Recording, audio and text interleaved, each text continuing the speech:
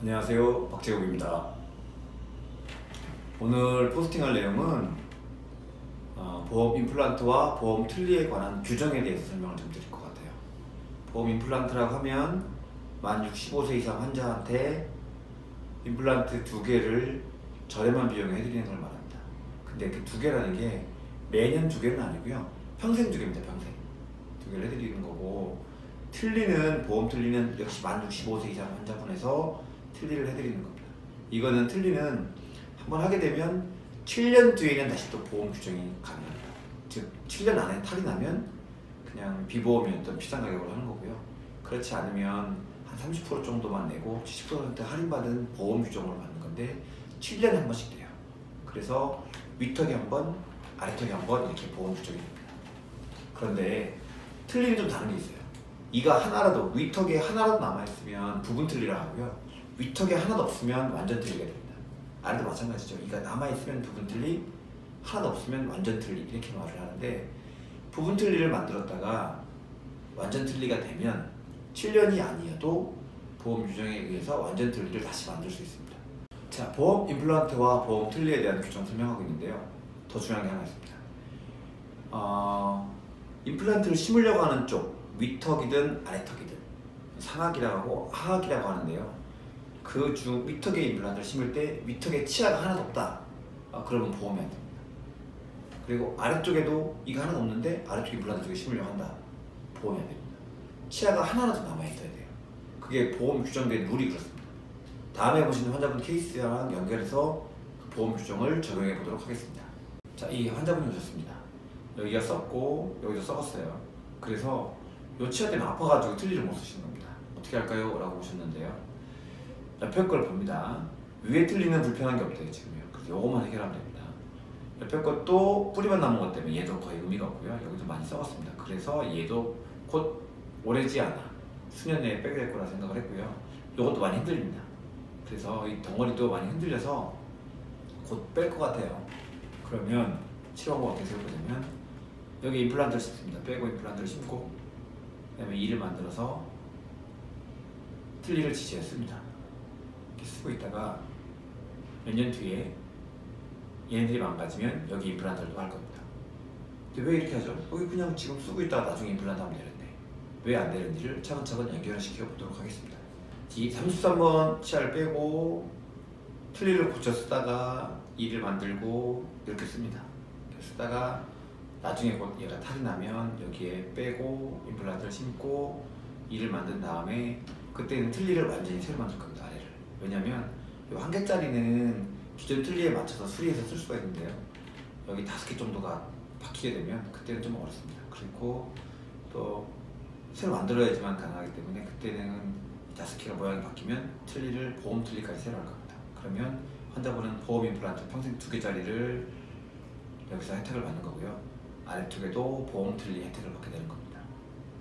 그런데 만약에 오늘 여기서 수술한 것만 가지고서 요것만 이 바뀐 다음에 틀니를 새로 만들면 여기서 나중에 이가 탈이 나면 이게 수년 내에 1, 2년 내에 탈날 것 같아요. 탈락이 되면 그때 가서 틀니를 또 다시 만들어야 되기 때문에 그때는 보험 규정에서 벗어나기 때문에 비싸집니다. 그래서 이번에는 조금 덜 맞더라도 기존 틀니의 치아 모양을 맞춰서 만들어가지고 이를 비용 저렴한 쪽으로 갈 거고요, 이쪽 이가 망가져서 한꺼번에 하게 될 때는 보험 임플란트와 두 번째 보험 임플란트와 보험 틀니까지 혜택을 받을 겁니다. 자, 이렇게 설득이 돼서 이쪽을 빼고 임플란트를 했습니다.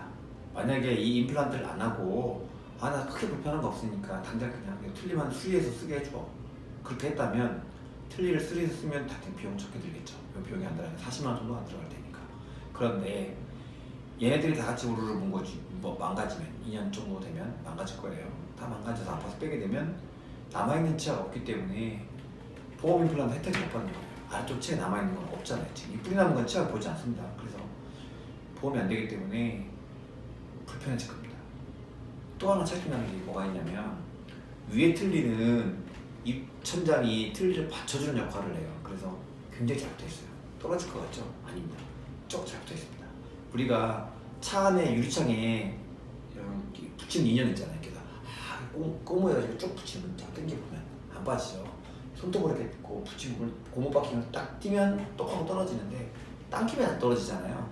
그거랑 입천장이랑 같아요. 그래서 넓게 입천장이 붙어있기 때문에 잘 안 빠져요. 위에는 의외로 잘 안 빠져요. 아래는 그 입천장이 없고 혀가 계속 움직이기 때문에 트를 굉장히 많이 덜어버립니다. 그래서 이가 하나도 없는 상태에서 완전 틀니를 하게 되면 위에랑 아래랑 거의 10배 정도 차이 납니다.